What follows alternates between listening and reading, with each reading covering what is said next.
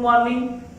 Last लेक्चरला आपण factors affecting ionisation एंथॅल्पी study करण्याच्या अगोदर आयोनायझेशन एंथॅल्पी कशाला म्हणायचं हे आपण बघितलं होतं. ओके. आणि त्यानंतर या लेक्चरला आपण आयोनायझेशन एंथॅल्पी वरती कुठले कुठले फॅक्टर्स अफेक्ट करतात ते आपण आता स्टडी करणार आहोत. ओके. आता फर्स्ट फॅक्टर्स कुठला आहे बघा आयोनायझेशन पोटेन्शियल वरती अफेक्ट करण्यासाठी. तो आहे आपला साइज ऑफ एटम किंवा त्यालाच आपण एटॉमिक साइज असं सुद्धा म्हणू शकतो. Atomic size. Okay. Size of atom. आता एटॉमिक साइजचा काय इफेक्ट होतो बघा आयोनायझेशन एंथॅल्पी किंवा आयोनायझेशन पोटेन्शियल वर. ओके. आता इथं मी काय लिहितो बघा साइज ऑफ एटम और atomic size ionization enthalpy IE is inversely proportional to atomic size. हे लक्षात ठेवायचं. Ionization enthalpy inversely proportional to atomic size. जे atomic size आपली वाढली की आयोनायझेशन एंथैल्पीची व्हॅल्यू कशी होते कमी होते. लक्षात. ओके. लक्षात ठेवायचं. ओके. तर मी लिहितो as atomic size increases. Atomic size increases.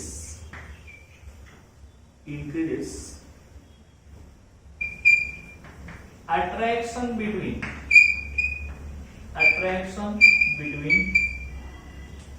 nucleus. Attraction between nucleus and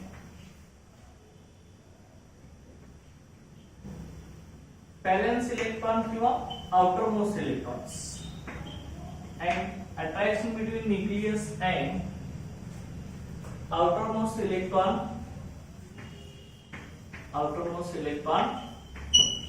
decreases. Okay.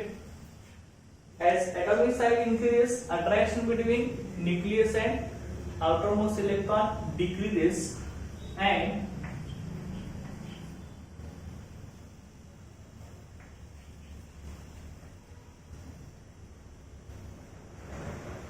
easier to remove electrons.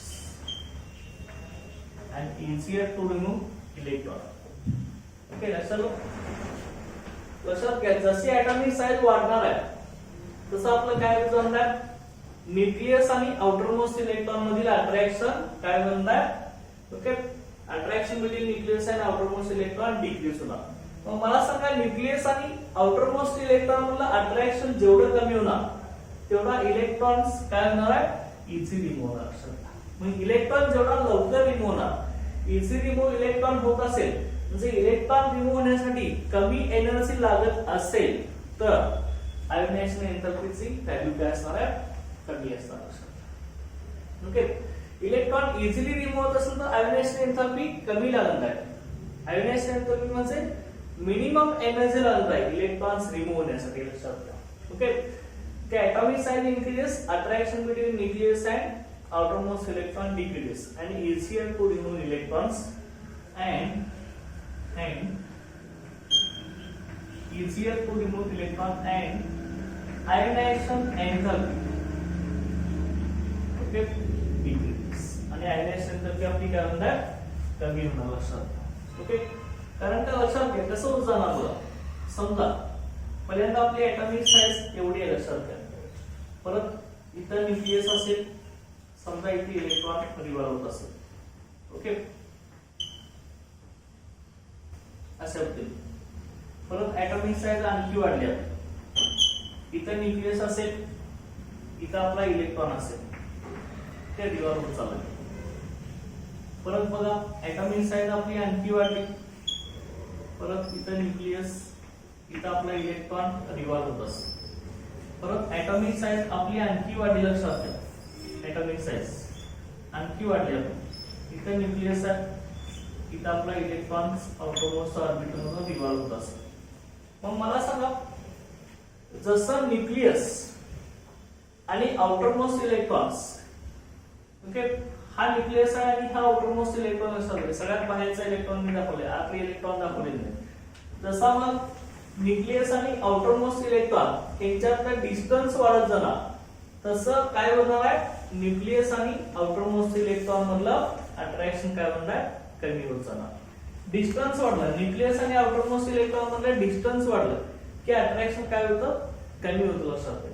पण जेवढा अट्रॅक्शन कमी होत जाणार तेवढा इलेक्ट्रॉन काय म्हणतात, इझी रिमूव्ह होतात. इलेक्ट्रॉन आपला लगेच रिमूव्ह होणार. मग इलेक्ट्रॉन जर इझी रिमूव्ह होत असेल, लगेच रिमूव्ह होत असेल, तर इलेक्ट्रॉन लगेच रिमूव्ह होत असेल तर आयोनायझेशन एंथॅल्पी कमी होणार. आयोनायझेशन एंथॅल्पी काय होणार, डिक्रीज होणार. कारण का मिनिमम एनर्जी लागणार इलेक्ट्रॉन रिमूव्ह होण्यासाठी. ओके, जसं न्यूक्लियस आणि आउटर मोस्ट इलेक्ट्रॉन डिस्टन्स वाढणार, तसं काय होत आहे, न्यूक्लियस इलेक्ट्रॉन हे कसं असणार, लूजली बॉन्ड होत जाणार. मग ह्या लूजली बॉन्ड इलेक्ट्रॉन रिमूव्ह करण्यासाठी आपल्याला मिनिमम एनर्जी लागणार, एकदम कमी एनर्जी अप्लाय करायला लागणार. मग त्यामुळे आयोनायझेशन एंथॅल्पीची व्हॅल्यू आपली काय होणार आहे, डिक्रीज होत जाणार. तर चला, त्यामुळे लक्षात घ्या, इथं आपल्याला काय सांगायचं आता. Okay, ionization enthalpy or ionization potential inversely proportional to atomic size. हे लक्षात ठेवायचं. ओके, म्हणजे atomic size वाढली की न्यूक्लियस आणि आउटर मोस्ट इलेक्ट्रॉन मधील अट्रॅक्शन काय होत जातं, डिक्रीज होतं. त्यामुळे इलेक्ट्रॉन इझिली रिमूव्ह होतात आणि त्यामुळे आयोनायझेशन एंथॅल्पीची व्हॅल्यू कमी होत जाते. लक्षात. ओके, इलेक्ट्रॉन इझी रिमूव्ह झाले की आयोनायझेशन एंथॅल्पीची व्हॅल्यू कमी होतात. ओके, लक्षात ठेवायचं. ओके, हा पहिला फॅक्टर आहे. मग जेवढे ॲटॉमिक साईज कमी असणार तेवढं न्यूक्लियस आणि इलेक्ट्रॉन मधलं अट्रॅक्शन आपलं जास्त असतं. त्यामुळे इथला इलेक्ट्रॉन रिमूव्ह करण्यासाठी आपल्याला मोर एनर्जी लागते. इथला कमी लागणार, त्याच्यापेक्षा कमी, सगळ्यात कमी इथे एनर्जी लागणार इलेक्ट्रॉन रिमूव्ह करण्यासाठी. लक्षात आहे. तर हा फर्स्ट फॅक्टर आहे, साइज ऑफ एटम किंवा ॲटॉमिक साइज. ओके, त्यानंतर सेकंड फॅक्टर्स आपण आता बघूया. तो आहे, लक्षात घ्या, याच्यामध्ये nuclear charge.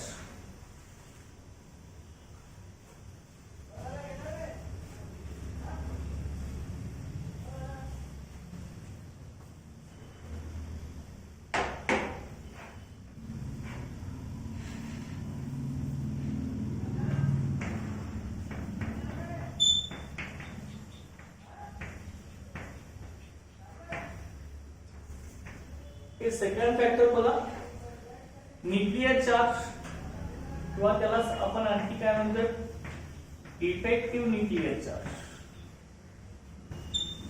Effective nuclear charge. Okay, आपण कसा दाखवतोय, set effect.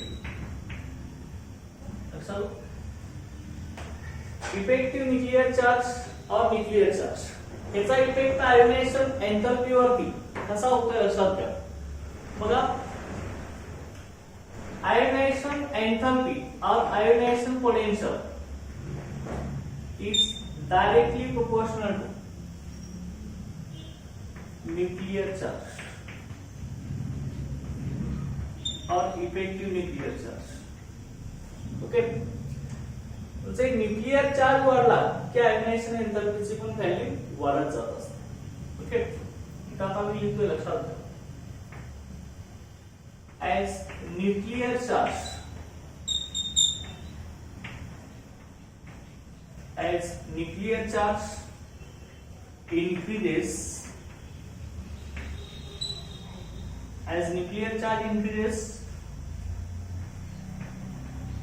atomic size decreases. कारण का आपण बघितलंय फॅक्टर्स अफेक्टिंग atomic size मध्ये न्यूक्लियर चार्ज वाढले की atomic size कमी होते.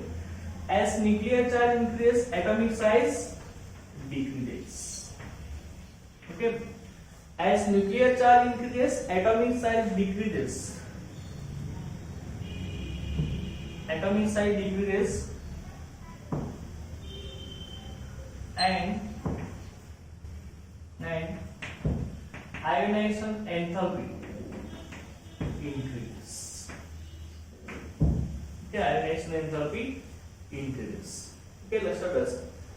जेवढा न्यूक्लियर चार्ज वाढणार तेवढे ॲटॉमिक साइज कमी होत जाणार, त्यामुळे आयोनायझेशन एंथॅल्पीची व्हॅल्यू वाढत जाणार. ओके, कसं ही होतं, लक्षात घ्या. बघा इथं समजा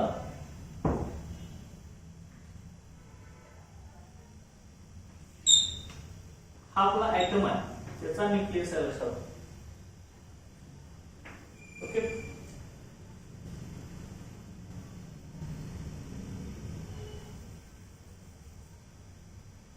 आता ऍटॉमिक साईज आपण जास्त लिहूया.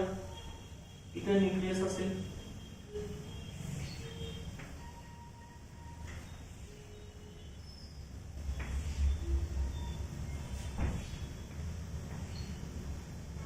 ओके, अशा तर हा न्यूक्लियस असेल, इथं न्यूक्लियस असेल, इथं न्यूक्लियस असेल, इथं न्यूक्लियस असेल. ओके, ऍटमचा न्यूक्लियस बघा लक्षात घ्या. न्यूक्लियर चार्ज जसा वाढत जाणार तसे आपले ऍटॉमिक साईज कमी होत जाणार. समजा इथे न्यूक्लियर चार्ज +1 असेल, इथं न्यूक्लियर चार्ज +2 असेल, समजा इथं न्यूक्लियर चार्ज +3 असेल, इथं न्यूक्लियर चार्ज +4 असेल, इथं +5 असेल, इथं +6 असेल. ओके, जेवढा न्यूक्लियर चार्ज वाढणार आहे तेवढी आपली ऍटॉमिक साईज कमी होते असणार. मग ऍटॉमिक साईज जेवढी कमी होत जाणार तेवढं न्यूक्लियस आणि इलेक्ट्रॉन्स यांच्यामधलं अट्रॅक्शन कसं होणार, अट्रॅक्शन काय ना वाढत जाणार. पण जेवढं ऍटॉमिक साईज कमी होणार तेवढं न्यूक्लियस इलेक्ट्रॉन मधलं अट्रॅक्शन वाढत जाणार. लक्षात घ्या, न्यूक्लियस इलेक्ट्रॉन मधलं अट्रॅक्शन वाढलं की काय होत जाणार, आपल्याला तो इलेक्ट्रॉन रिमूव्ह करण्यासाठी जास्त एनर्जी अप्लाय करतो. ओके, जास्त एनर्जी अप्लाय केलं ना समजा न्यूक्लियस इलेक्ट्रॉन मला डिस्टन्स कमी झालंय. जेवढं न्यूक्लियस इलेक्ट्रॉन मधलं डिस्टन्स कमी होणार तेवढं अट्रॅक्शन वाढणार. लक्षात घ्या, न्यूक्लियस इलेक्ट्रॉन मधलं. मग न्यूक्लियस इलेक्ट्रॉन मधलं अट्रॅक्शन जेवढं जास्त तेवढा तो इलेक्ट्रॉन रिमूव्ह करण्यासाठी आपल्याला जास्त एनर्जी अप्लाय करणार. मग एनर्जी जेवढी जास्त अप्लाय करणार ना तेवढी आयोनायझेशन एंथॅल्पीची व्हॅल्यू काय होणार, इन्क्रीज होणार आहे. ओके, त्यामुळे आयोनायझेशन एंथॅल्पी व्हॅल्यू इन्क्रीज होणार आहे. लक्षात आहे, बघा लक्षात घ्या. न्यूक्लियर चार्ज वाढला की आपली ऍटॉमिक साईज कमी होत चाललेली आहे. ऍटॉमिक साईज कमी झालेली आहे म्हणजे न्यूक्लियस इलेक्ट्रॉन मधला डिस्टन्स कमी होत चाललाय. डिस्टन्स कमी होत चाललाय म्हणजे काय म्हणताय, न्यूक्लियस इलेक्ट्रॉन मधलं अट्रॅक्शन वाढत चाललंय. पण जेवढा अट्रॅक्शन जास्त असणार आहे न्यूक्लियस इलेक्ट्रॉन मधलं तेवढी आयोनायझेशन एंथॅल्पीची व्हॅल्यू वाढणार आहे. कारण का, डिस्टन्स कमी झाले की न्यूक्लियस इलेक्ट्रॉन मधील डिस्टन्स कमी झाले की अट्रॅक्शन वाढणार. अट्रॅक्शन वाढले की तो इलेक्ट्रॉन रिमूव्ह करण्यासाठी आपल्याला मोर एनर्जी अप्लाय करणार. ओके, त्यामुळे आयोनायझेशन एंथॅल्पीची व्हॅल्यू वाढत जाणार. ओके, लक्षात, nuclear charge increase, ionization enthalpy value increase. Okay, हे लक्षात ठेवायचं. हा फॅक्टर्स अफेक्टिंग आहे. ओके, आणि त्याच्यानंतर नेक्स्ट आपण आता फॅक्टर्स अफेक्टिंग बघणार आहे आयोनायझेशन एंथॅल्पी साठी. तो कुठला असणार आहे बघा,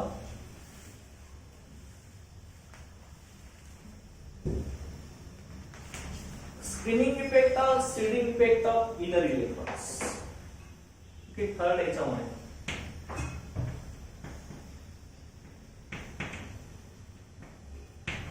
स्क्रीनिंग इफेक्ट और सील्डिंग इफेक्ट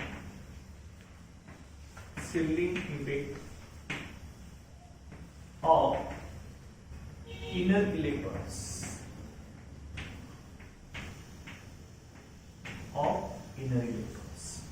हा फॅक्टर असतो. स्क्रीनिंग इफेक्ट और shielding effect of inner electrons. आता लक्षात घ्या, स्क्रीनिंग इफेक्ट किंवा शेडिंग इफेक्ट कशा म्हणतात हे आपण बघितलेलं आहे. स्क्रीनिंग इफेक्ट, शेडिंग इफेक्ट कशा म्हणतो आपण, okay, inner electron decreases the attraction between nucleus and outermost electrons. Okay, एखाद्या आपण सांगितले डिटेल मध्ये लिहिलेलं लक्षात घ्या स्क्रीनिंग इफेक्ट. बघा परत मी ते सांगतो स्क्रीनिंग और शेडिंग इफेक्ट कसा असणार आहे. ओके, एखाद्या ऍटमला अनेक इलेक्ट्रॉन असतील, the atom having many electrons, the inner electron decreases the attraction between nucleus and outermost electron. They act as a screen or shield in between nucleus and outermost electron. त्यालाच called as काय म्हणतो आपण seeding effect or screening effect. Okay, बघा आता इथं nucleus असेल ॲटमचा, असे आपले इलेक्ट्रॉन्स आहेत ऑर्बिटल मध्ये.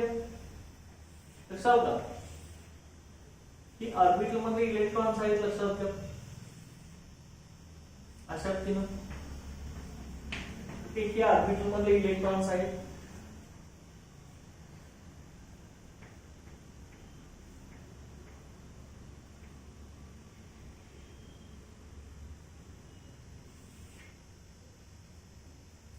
तर हे दोनच इलेक्ट्रॉन मी दाखवतो.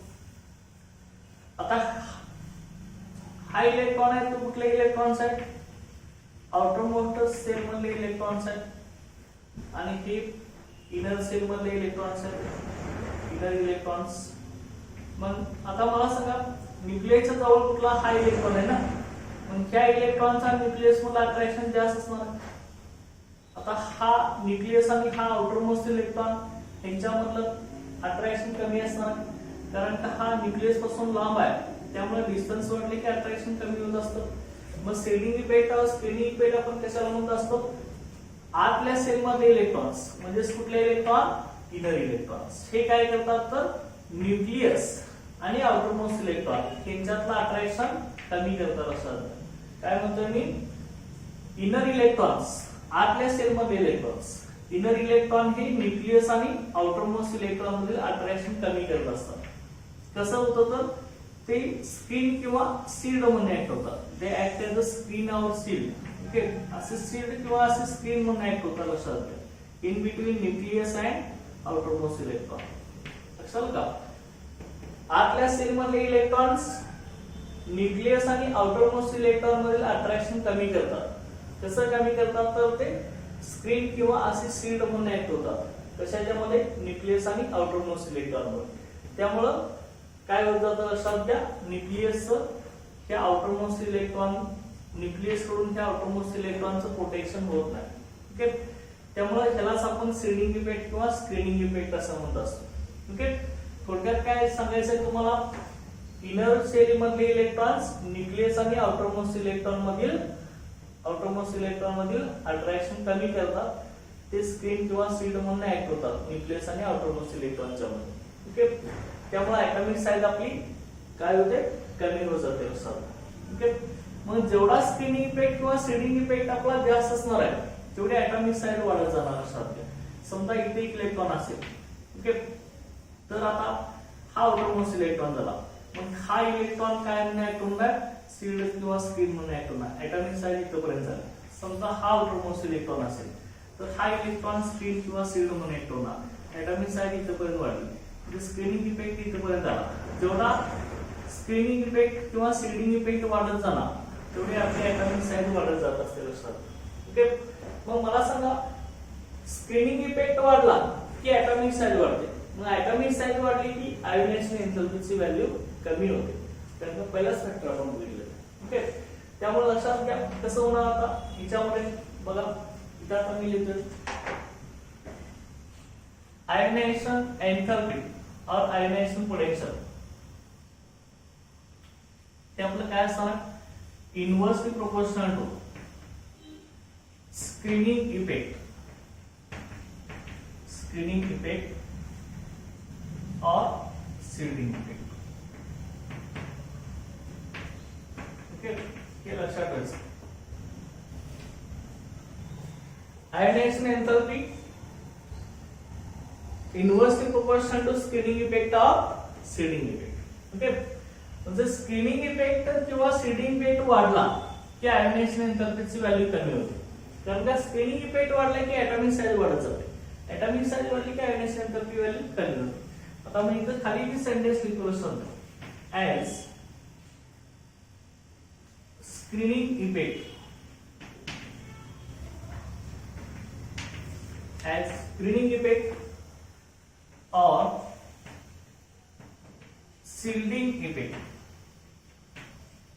or shielding effect increases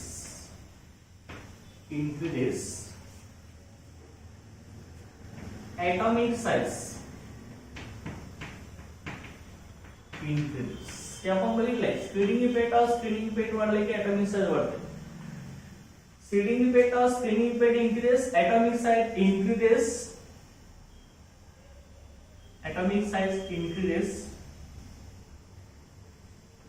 and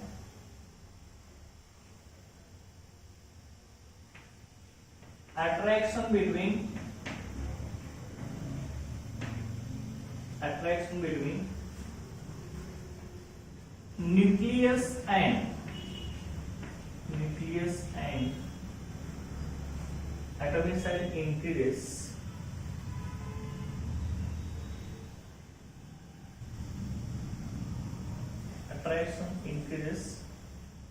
Attraction between nucleus and outermost electrons. त्यालाच आपण काय म्हणत असतो, valence electrons. Okay.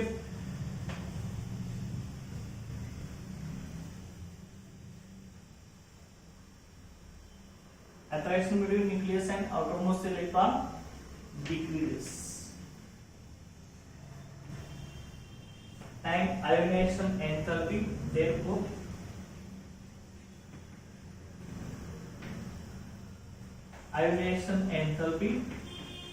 increases. Ionization enthalpy decreases. Okay. हे लक्षात ठेवायचं. काय म्हटलंय बघा सेंटेन्स आपण. As screening effect or seeding effect increases. हा वाढले की atomic size होणार. Atomic size increases. Atomic size वाढल्यावर काय होणार? Attraction between nucleus and outermost electron decreases. Therefore ionization enthalpy decreases. Okay. लक्षात कसं होणार बघा. आता हे आपले atomic size आपण घेऊया. ओके. न्यूक्लियस. काय अशा पद्धतीनं हा न्यूक्लियस असेल, हा इलेक्ट्रॉन असेल, तर न्यूक्लियस असेल, हा आपला इलेक्ट्रॉन असेल, परत इथं काय असणार आहे, न्यूक्लियस असेल, हा इलेक्ट्रॉन असेल, न्यूक्लियस असेल, हा इलेक्ट्रॉन असेल. इकडे आपली काय झालंय बघा, ऍटॉमिक साईज वाढलेले. स्क्रीनिंग इफेक्ट वाढला की ऍटॉमिक साईज वाढले. ऍटॉमिक साईज वाढल्यावरती काय म्हणतात, न्यूक्लियस आणि इलेक्ट्रॉन्स यांच्यामधलं जे अट्रॅक्शन आहे ते काय होणार आहे, डिक्रीज होत जाणार. ओके. कारण का न्यूक्लियस आणि इलेक्ट्रॉन मधलं डिस्टन्स वाढत जाणार ना. ऍटॉमिक साईज वाढली, न्यूक्लियस इलेक्ट्रॉन मधला डिस्टन्स वाढत जाणार. जेवढं डिस्टन्स वाढणार तेवढं न्यूक्लियस इलेक्ट्रॉन मधलं अट्रॅक्शन काय म्हणतात, कमी होत जाणार. अट्रॅक्शन कमी झालं की आयोनायझेशन एंथॅल्पीची व्हॅल्यू कमी होतात. कारण का जेवढं न्यूक्लियस इलेक्ट्रॉन मधलं डिस्टन्स वाढलं तेवढं अट्रॅक्शन कमी झालं. त्यामुळे हा लूजली बाउंड इलेक्ट्रॉन रिमूव्ह करण्यासाठी आपल्याला एकदम कमी एनर्जी लागणार. पण जेवढी एनर्जी कमी लागणार इलेक्ट्रॉन रिमूव्ह करण्यासाठी तेवढी आयोनायझेशन एंथॅल्पीची व्हॅल्यू कमी असणार. कारण का आयोनायझेशन एंथॅल्पीचे डेफिनेशनच काय आपली, minimum amount of energy required to remove most loosely bound electrons. Okay. जेवढा इलेक्ट्रॉन रिमूव्ह करण्यासाठी एनर्जी जास्त लागणार तेवढी आयोनायझेशन एंथॅल्पीची व्हॅल्यू जास्त असते. ओके. मग मला सांगा, ऍटॉमिक साईज वाढली की काय होत जातं आपलं. ओके. स्क्रीनिंग इफेक्ट इन्क्रीज झाला की ऍटॉमिक साईज वाढते. ऍटॉमिक साईज वाढली की न्यूक्लियस इलेक्ट्रॉन मधलं अट्रॅक्शन कमी होत जातं लक्षात. त्यामुळे इलेक्ट्रॉन आपला लगेच रिमूव्ह होतो. त्यामुळे आयोनायझेशन एंथॅल्पी व्हॅल्यू डिक्रीज होत जाते. ओके. हे लक्षात ठेवायचं. ओके. हा screening effect of seeding effect of inner electrons आहे. लक्षात आहे. त्यानंतर नेक्स्ट फॅक्टर्स त्याच्यामध्ये बघा, तो आपला फॅक्टर्स कुठला आहे बघा, electronic configuration, nature of electronic configuration.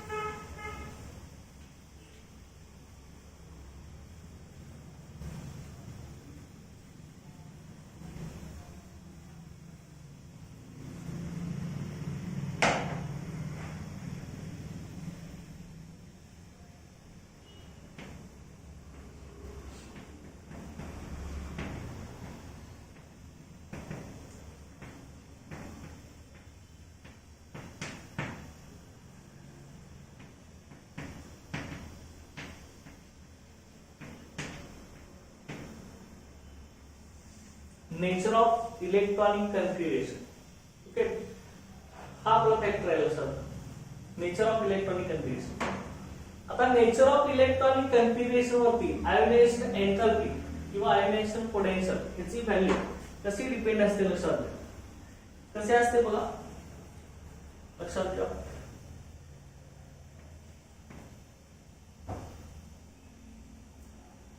As completely filled orbital, completely filled orbital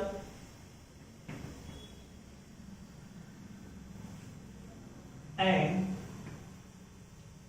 completely filled orbital and half filled orbitals, half filled orbital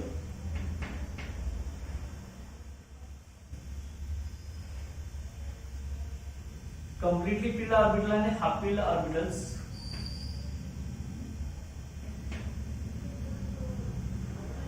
achieve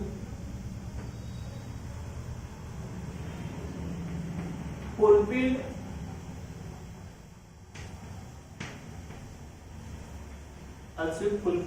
and half filled stability.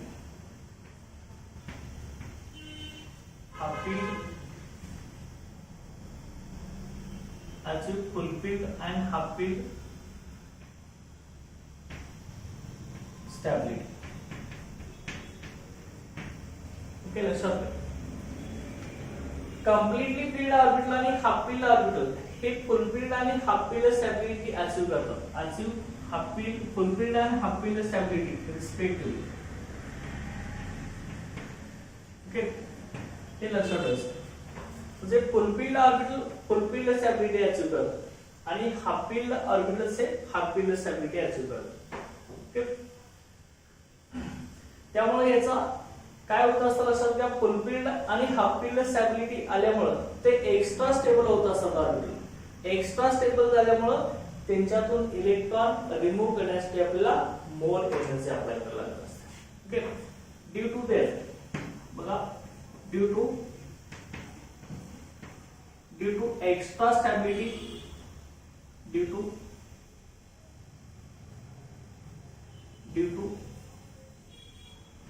extra stability, due to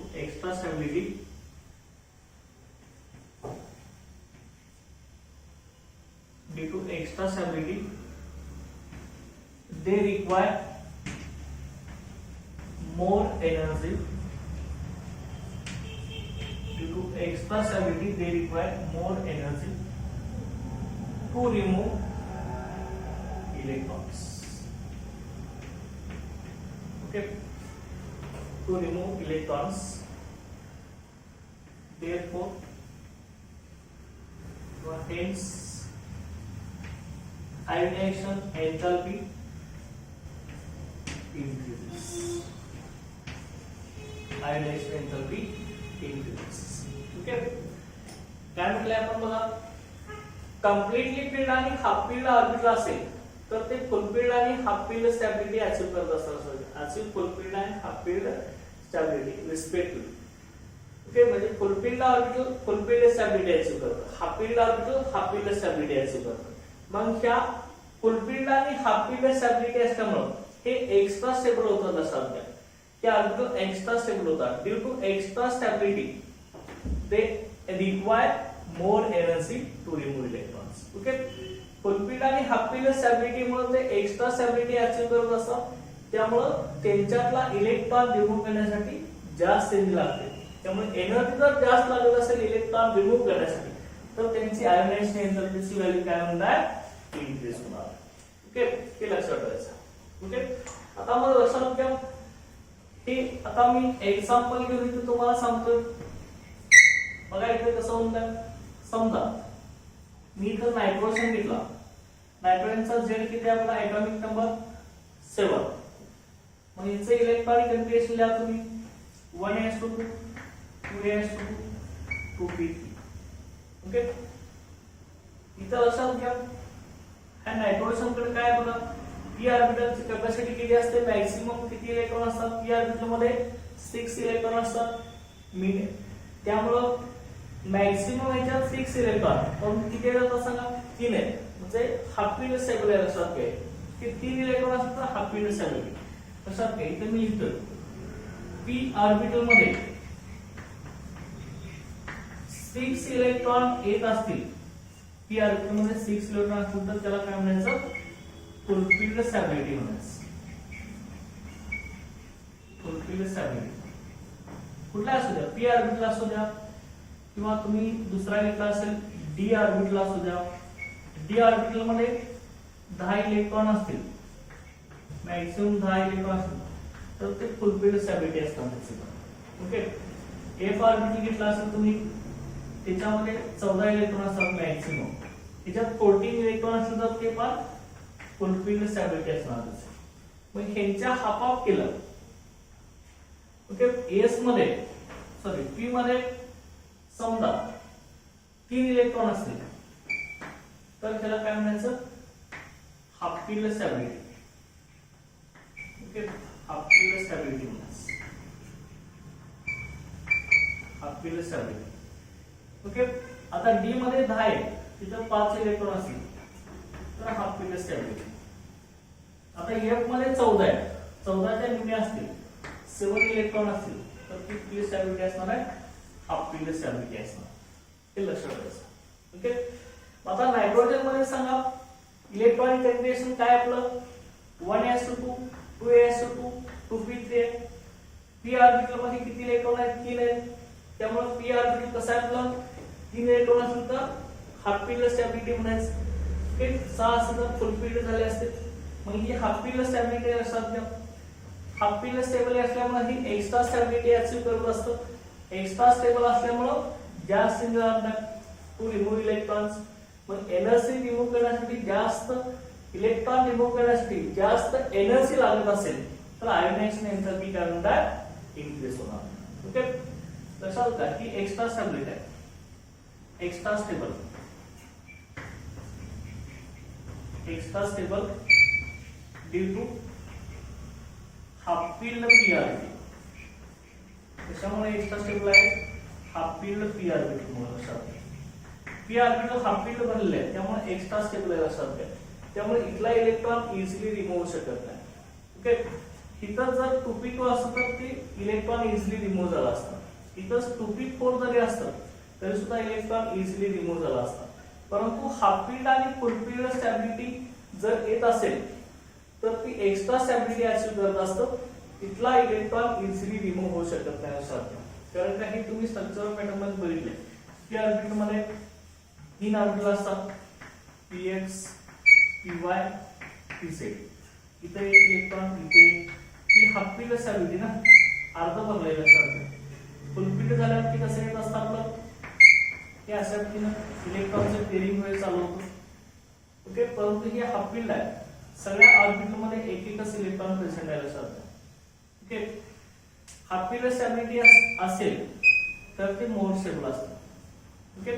त्यामुळे इथला electron आपला easily remove होत नाही. त्यामुळं हा P electron, nitrogen मधील P electron remove करण्यासाठी आपल्याला पी इलेक्ट्रॉन म्हणजे कुठला, पी ऑर्बिटल मधील इलेक्ट्रॉन्स रिमूव्ह करण्यासाठी आपल्याला मोर एनर्जी अप्लाय करायला. ओके. हे लक्षात ठेवायचं. तर त्यानंतर आपण आता फुल फील्ड स्टॅबिलिटीचं एक एक्झाम्पल आपण घेऊया. हे हाफ फील्ड स्टॅबिलिटीचं घेतलं आपण. फुल फील्ड स्टॅबिलिटी बघा,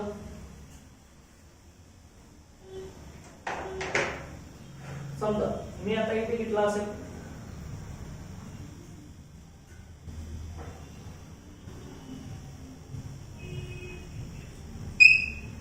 समजा इथे मी मॅंगनीज घेतला असेल, याचा झेड आपला 25, इलेक्ट्रॉनिक कॉन्फिगरेशन ला आपण 1s2 2s2 2p6 3s2 3p6 त्यानंतर 4s2 3d5. ओके. डी मध्ये इलेक्ट्रॉन्स किती आले, ओके, ऍटॉमिक नंबर 25 लक्षात घ्या. 25 ऍटॉमिक नंबर आला याचा. डी मध्ये किती इलेक्ट्रॉन्स आहेत, 5 आहेत. डी ची कॅपॅसिटी किती आहे? D orbital capacity maximum 10 electrons. 10 electron येत असेल तर फुल फील्ड स्टॅबिलिटी. हाफ येत असतील म्हणजे 5 इलेक्ट्रॉन येत असेल तर हाफ फील्ड स्टॅबिलिटी. डी मध्ये किती इलेक्ट्रॉन्स आहेत सांगा आता? डी मध्ये किती इलेक्ट्रॉन्स आहेत? 5 इलेक्ट्रॉन्स आहेत. त्यामुळे डी कसे आपली डी ऑर्बिटल कसं आहे? हाफ फील्ड आहे. ओके, हाफ फील्ड असल्यामुळे ही हाफ फील्ड स्टॅबिलिटी अचीव करते लक्षात घ्या. ओके, इथं आपली किती स्टॅबिलिटी असणार आहे? हाफ फील्ड स्टॅबिलिटी असणार. लक्षात का? हाफ फील्ड स्टॅबिलिटी असणार आहे. आता ही जी हाफ फील्ड स्टॅबिलिटी असल्यामुळे हे काय अचीव करतं? एक्स्ट्रा स्टॅबिलिटी अचीव करतं लक्षात. ओके, एक्स्ट्रा स्टॅबिलिटी अचीव करतं. एक्स्ट्रा स्टॅबिलिटी अचीव झाल्यामुळे जास्त एनर्जी लागते. कशासाठी? To remove electrons. Electron remove करण्यासाठी. म्हणजे जेवढी एनर्जी जास्त असणार इलेक्ट्रॉन रिमूव्ह करण्यासाठी तेवढी आयोनाइज्ड एनर्जी काय होत आहे? वाढत जाणार. ओके, त्यामुळे हे तुम्ही लक्षात ठेवायचं. ओके, कम्प्लिटली फील्ड आणि हाफ फील्ड ऑर्बिटल असतील तर ते फुल फील्ड आणि हाफ फील्ड स्टॅबिलिटी अचीव करत असतात. त्यामुळं कम्प्लिटली फील्ड आणि हाफ फील्ड स्टॅबिलिटी आल्यामुळे एक्स्ट्रा स्टॅबिलिटी येत असते. त्यामुळे मोर एनर्जी आपल्याला लागत असते इलेक्ट्रॉन रिमूव्ह करण्यासाठी. त्यामुळे आयोनाइज्ड एनर्जीची व्हॅल्यू इन्क्रीज होत असते. ओके, हे लक्षात ठेवायचं. हे नेचर ऑफ इलेक्ट्रॉनिक कंडिशन आहे. आता हे आपण पुढे याचे एक्झाम्पल आपण आता घेणारच आहे. आता त्यानंतर पुढच्या आता ट्रेंड्स याच्यामध्ये आहे.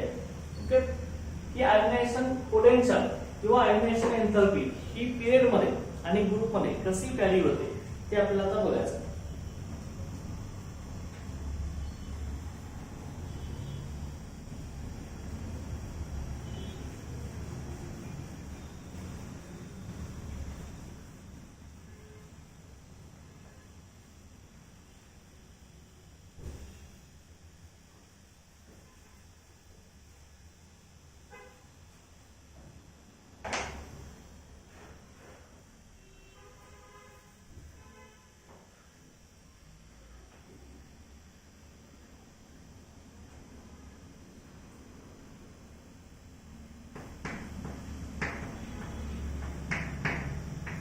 Periodic trends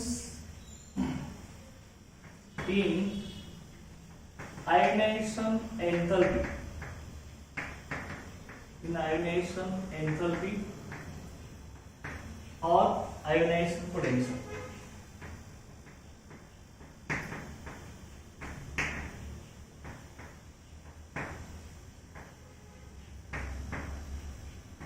Okay. Periodic trends in ionization enthalpy or ionization potential. आता हे आयोनायझेशन एन्थॅल्पी किंवा आयोनायझेशन पोटेन्शियल आहे. ह्याचं व्हेरिएशन पिरियड आणि ग्रुप मध्ये कसं होतं ते बघा. आता पहिल्यांदा आपण बघूया ही पिरियडिक प्रॉपर्टी. आयोनायझेशन एन्थॅल्पी ही पिरियडिक प्रॉपर्टी पिरियड मध्ये कशी व्हॅरी होत जाते इन पिरियड. पहिल्यांदा पिरियड मध्ये कसं होत आहे बघा. Across the period. पिरियड मध्ये आपले कसं असणार आहे? Horizontal lines across the period from left to right. Period मध्ये लेफ्ट टू राईट लक्षात घ्या. Across the period from left to right.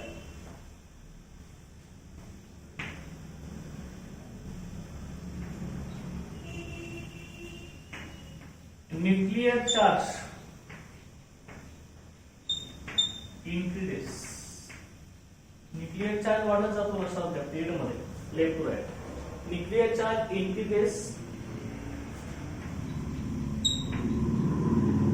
atomic size काय होणार? nuclear charge वाढला तर atomic size decrease होतो. Okay, from left to right nuclear charge increases, atomic size decreases. Atomic size decreases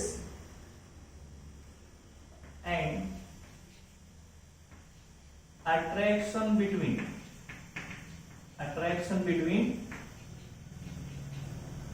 okay, atomic size कमी झाला तर attraction काय होणार? attraction between nucleus and valence electrons or outermost electrons. valence electrons attraction between nucleus and valence electron increases.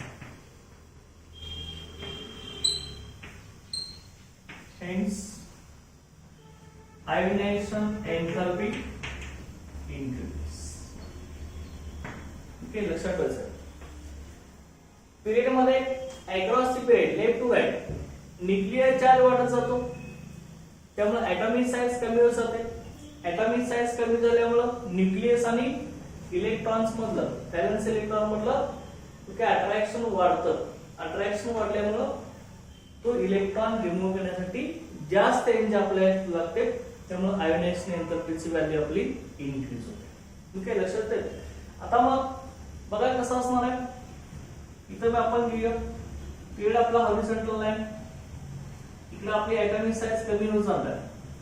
सुरुवातीला atomic size जास्त असेल, परत atomic size कमी झाली, परत आणखी कमी झाली, परत त्याच्यापेक्षा कमी झाली, परत कमी, परत कमी, सगळ्यात कमी असेल.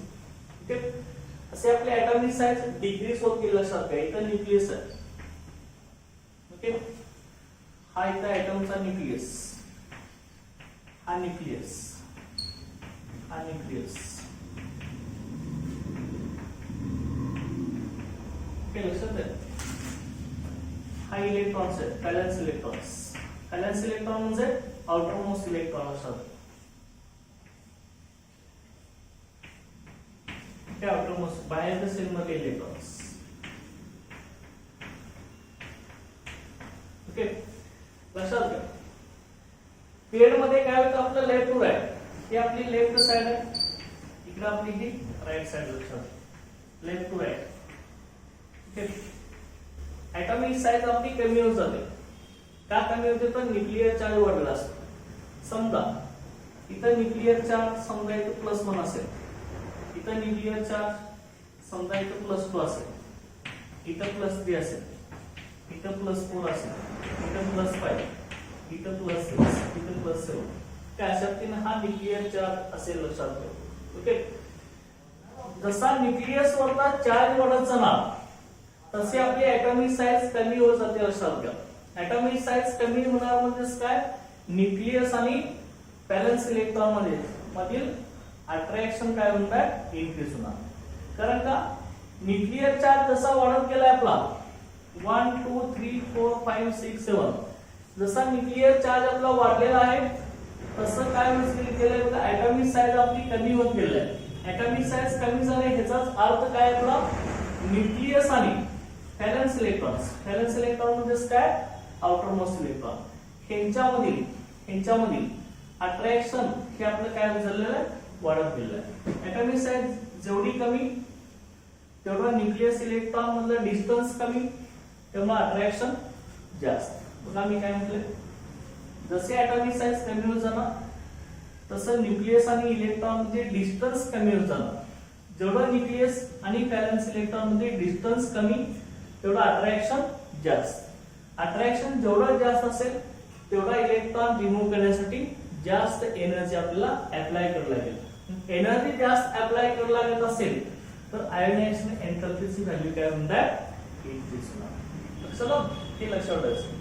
ओके, मग काय लक्षात ठेवायचं तुम्ही, पिरियड मध्ये left to right nuclear charge वाढत जातो, त्यामुळे ॲटॉमिक साइज आपली काय होत जाते, कमी होत जाते. ॲटॉमिक साइज जेवढी कमी असणार आहे तेवढं न्यूक्लियस आणि व्हॅलेन्स इलेक्ट्रॉन मधील अट्रॅक्शन ही वाढणार आहे. कारण का डिस्टन्स कमी होतं. जेवढा ॲटॉमिक साइज कमी झाली तेवढं न्यूक्लियस इलेक्ट्रॉन मधील डिस्टन्स कमी होतं, अट्रॅक्शन वाढतं. अट्रॅक्शन वाढल्यामुळे इलेक्ट्रॉन न्यूक्लियस पासून रिमूव्ह होऊ शकत नाही, आणि रिमूव्ह करायचं तर जास्त एनर्जी अप्लाय करावी लागेल. त्यामुळे आयोनायझेशन एंथॅल्पीची व्हॅल्यू काय होणार, इन्क्रीज होणार. ठीक आहे, लक्षात ठेवायचं. पिरियड मध्ये left to right nuclear charge increases, atomic size decreases, hence attraction between nucleus and electron increases, and ionization enthalpy value also increases.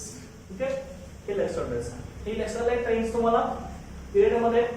आता नेक्स्ट लेक्चरला आपण ग्रुप मध्ये ही ट्रेंड्स ही व्हॅरी कशी होत जाते ते आपल्याला बघायचं. Okay, thank you.